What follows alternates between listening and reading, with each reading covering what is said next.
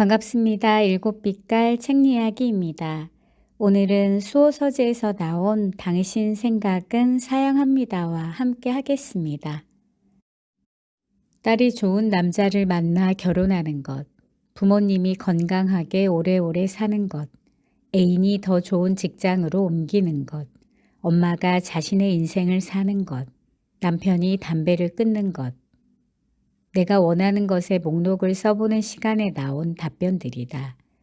미리 준비한 듯 간결한 단어들을 툭툭 내놓는 사람도 있고 깊은 숨을 쉬면서 한 문장 쓰기를 심사숙고하는 사람도 있다. 목록을 풀어내는 과정은 제각기 달라도 내용에는 공통점이 있다. 내가 원하는 것에 내가 아닌 남에 관한 내용이 들어있다. 게다가 그것들은 모두 내가 할 수 없는 일이기도 하다. 물론 자식과 배우자가 어째서 남이냐는 반문을 할 수도 있을 것이다. 누구나 부모나 자식, 배우자나 애인 등이 이랬으면 좋겠다는 생각을 할 수 있다. 그리고 나의 그 소망이 그들에게는 진짜 필요하거나 바람직한 일일 수 있다. 그래서 나의 소망은 당당히 너를 위해서가 된다.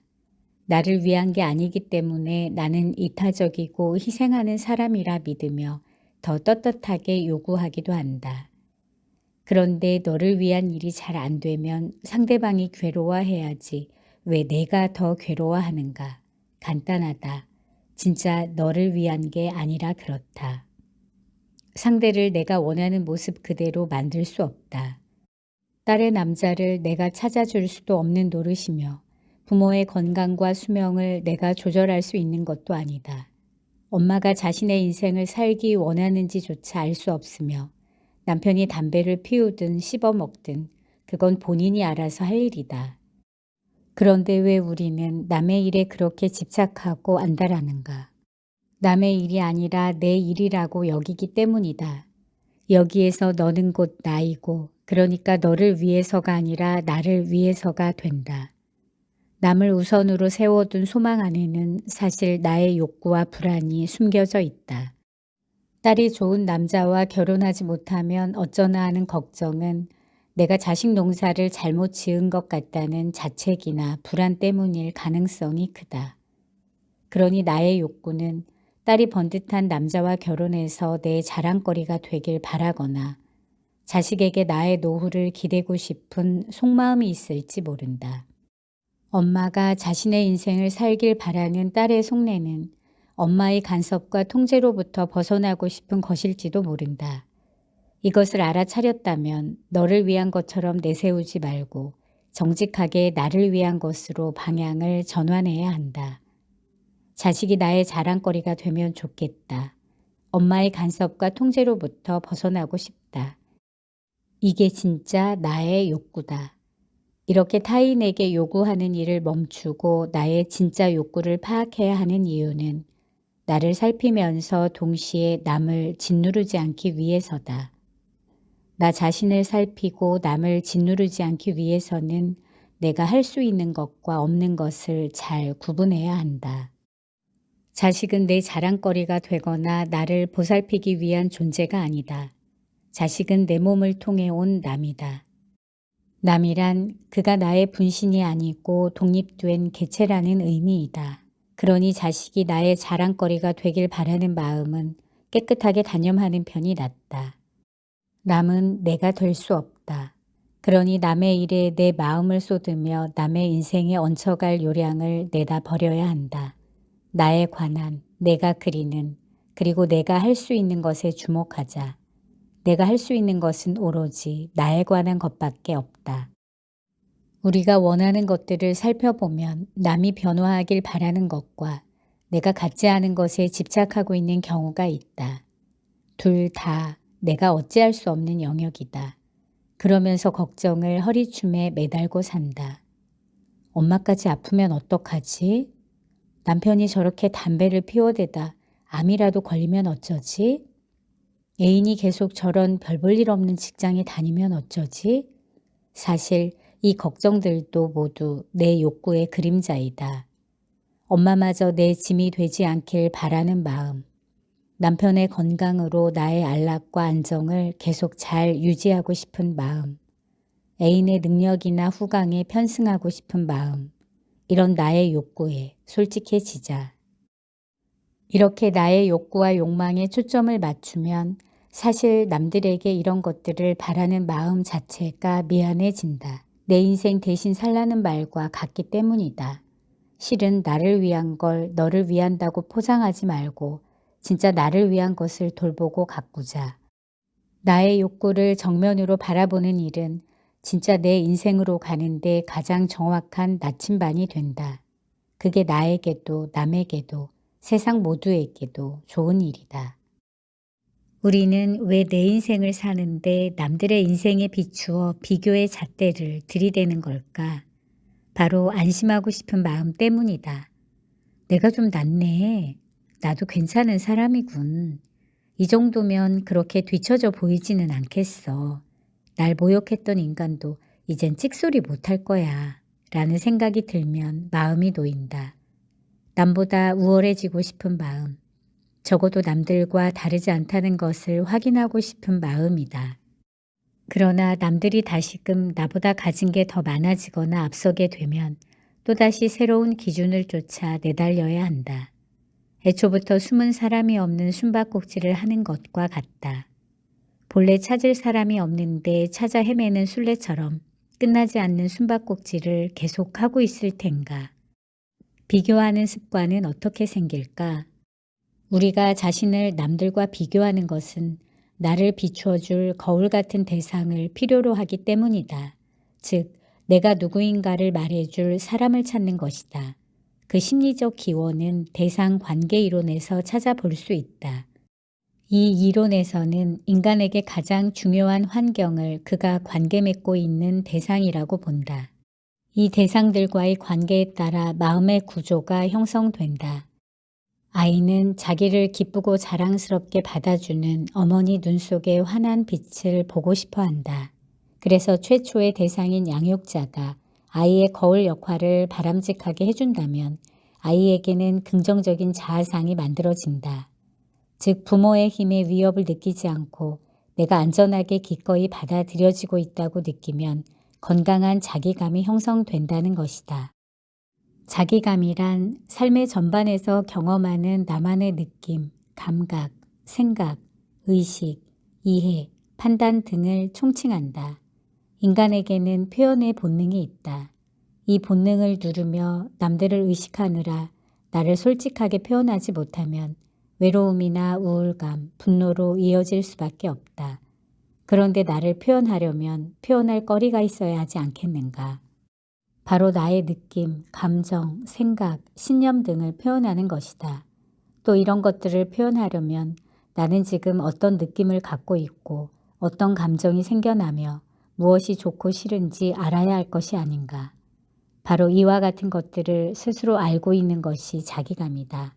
건강한 자기감이 있으면 내 삶을 스스로 통제할 수 있다는 믿음과 힘이 생겨난다.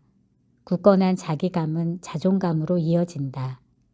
반면 자기감이 부족하면 자주 스스로를 의심하며 불안해하기 때문에 남들을 비교 대상으로 놓고 나를 판단하게 된다. 남들과 크게 다르지 않다는 것을 확인하면서 안정감을 느끼는 것이다. 하지만 남과 나를 비교해서 얻은 안정감은 또 다른 외부 자극으로 금세 균열이 나기 쉽다. 불안을 떨치기 위해 또 다시 그 대상을 끊임없이 내 앞에 펼쳐놓을 것이다. 어떻게 살겠다는 신념을 챙기지 못한 채 남들이 나를 어떻게 보는지, 남들은 어떻게 사는지, 남들은 어디로 가는지 살피는 일이 과연 내 인생의 진정 무슨 도움이 되는지 생각해 봐야 한다. 자기감은 삶이라는 바다의 등대와 같다. 흔하게 쓰이는 말이 아니기 때문에 자기감이라는 용어 자체가 낯설지 모른다. 어떤 개념을 이해하려면 제일 먼저 그 정의부터 공부하는 게 좋다. 그리고 그 개념을 내 것으로 만들려면 나만의 정의를 내려야 한다. 그러면 그것은 정보에서 지식으로, 지식에서 삶으로 변해간다. 자기감을 굳건히 하고 싶다면 다음과 같은 연습이 도움이 될 것이다. 첫 번째, 내 감정과 생각을 표현하고 자기가 어떤 사람인지 말하거나 써보는 연습을 권한다. 도대체 뭘 해야 할지 막막할 것이다. 간단한 것부터 시작해보자. 내가 좋아하는 것, 내가 싫어하는 것, 내가 하고 싶은 것, 내가 하기 싫은 것 등의 목록을 만들어 보자. 개수의 제한은 없고 생각날 때마다 계속 업데이트해 나가면 된다. 그 다음에는 내가 잘하는 것 100가지를 찾아본다. 너무 많지 않냐고 놀랄지 모르겠지만 충분히 할 수 있다. 나는 음식을 맛나고 복스럽게 먹는다. 나는 정리정돈을 잘한다처럼 일상적이고 소소한 것들을 찾으면 된다. 이 목록도 더 쓸 수 있으면 계속 추가한다. 이 외에도 나에 대해 이야기하고 정의 내릴 수 있는 나만의 창의적인 주제들을 고안해 보자. 우리가 이렇게 자기감을 키우기 위해 노력해야 하는 이유는 오로지 내 인생을 살기 위해서다. 인생은 한 편의 영화로 비유되기도 한다. 나는 상영 시간이 정해져 있는 영화의 주인공이다. 영화 제목은 내 인생이고 주인공은 나다. 내가 나를 잘 소화하기 위해서는 캐릭터와 하나가 되어야 하지 않겠는가. 배우들이 배역이 정해지면 가장 먼저 하는 일이 캐릭터의 성격을 파악하고 이해하는 일인 것처럼 말이다. 누구에게 보이기 위한 삶이 아닌 내 삶을 살기 원한다면 나만의 느낌과 욕구, 생각과 신념, 태도와 행동에 대해 알고 표현할 수 있어야 한다. 그리고 그것들을 스스로 믿어주고 지지하는 의식적인 노력이 필요하다. 말 좀 하고 살아도 괜찮다. 나를 솔직하게 표현하는 게 최선이다. 이런 주문을 외워보자. 더불어 남과 비교하지 않겠다고 단단히 결심하고 실천해야 한다. 그렇지 않으면 주인공을 부러워하거나 질투하는 엑스트라로 살거나 혹은 타인의 영화에서 주인공이 되겠다는 말도 안 되는 이상한 꿈을 꾸며 살게 된다. 내가 먼저 나를 알아주고 그래도 괜찮다고 좀 봐주며 나의 능력과 한계를 인정해 보자. 나를 존중하고 사랑하는 일은 이렇게 나를 알아주고 봐주는 일부터 시작한다. 그러면 나의 온전함을 다른 사람을 통해 확인할 필요가 없어진다. 사실 그건 별로 재미도 없다. 내 인생 이야기의 주인공은 내가 돼야 재미있지. 평생 남의 뒤에서 연기만 하다 끝나면 재미있겠는가. 남에게 넘겨준 주인 자리를 찾아와야 한다. 문제의 해결책은 외부가 아니라 내 안에 있다. 우리는 대체로 순종적이며 특히 내게 중요한 사람이나 권위 있는 사람의 영향을 너무 많이 받는다. 때로는 친구에게조차 휘둘리기도 한다. 나에게 미치는 타인의 막강한 영향력은 사실 타인이 내게 행사하는 것이 아니다. 내가 타인에게 힘과 주인 자리를 넘겨줬기 때문에 내가 그 지배 아래 놓이게 된 것이다. 우리는 없는 것에 집착한다. 인정을 못 받는다고 여기면 칭찬에 집착하게 된다. 마찬가지로 내 세계가 만족스럽지 않다면 맞은편에 있는 불만족에 집착하게 된다. 내가 손해를 입었다고 믿고 피해자라고 생각하면 가해자에게 집착하게 된다. 주인은 명령하고 노예는 순종한다. 내가 누군가를 미워하거나 싫어하는 것처럼 강력한 감정을 부여잡고 있는 건 그 사람에게 지배받는 것과 같다. 내 인생의 주인 자리는 오직 한 사람, 나만이 가질 수 있는 절대 영역이다. 세상이 만약 아름답기만 한 곳도 아니지만 무턱대고 위험한 곳도 아니다. 인생은 늘 내 편만 들어주지 않으나 그렇다고 매번 등에 칼을 꽂지도 않는다. 사람들이 내게 상처만 주는 것도 아니고 나도 누군가에게 상처를 주고 산다. 일상이 순풍의 돛담배처럼 순조로울 때가 있고 뒤로 자빠져도 코가 깨질 때가 있다. 풀겠다고 길을 쓸 땐 더 뒤틀리고 붙들어매려고 안간힘을 쓰니 풀어 헤쳐질 때가 있다. 그냥 그런 거다. 인생이 내 마음대로 되지 않기도 하고 뜻하지 않게 내 마음에 쏙 들 때도 있다. 그저 그런 세상에서 그저 그런 나 자신과 친하게 지내보자. 친하다는 건 내 허접한 속내도 보여주고 그 인간의 실수도 받아주는 거다. 그러다 보면 언젠가는 단비가 내릴 것이다. 오늘은 나를 위한 일이 세상을 위한 일이다 라고 얘기하고 있는 책, 당신 생각은 사양합니다와 함께 했습니다. 우리가 왜 관계에서 매번 약자가 될 수밖에 없는가에 대한 명쾌한 해답을 드릴 수 있을 것 같습니다. 지금까지 일곱 빛깔 책 이야기였습니다. 감사합니다.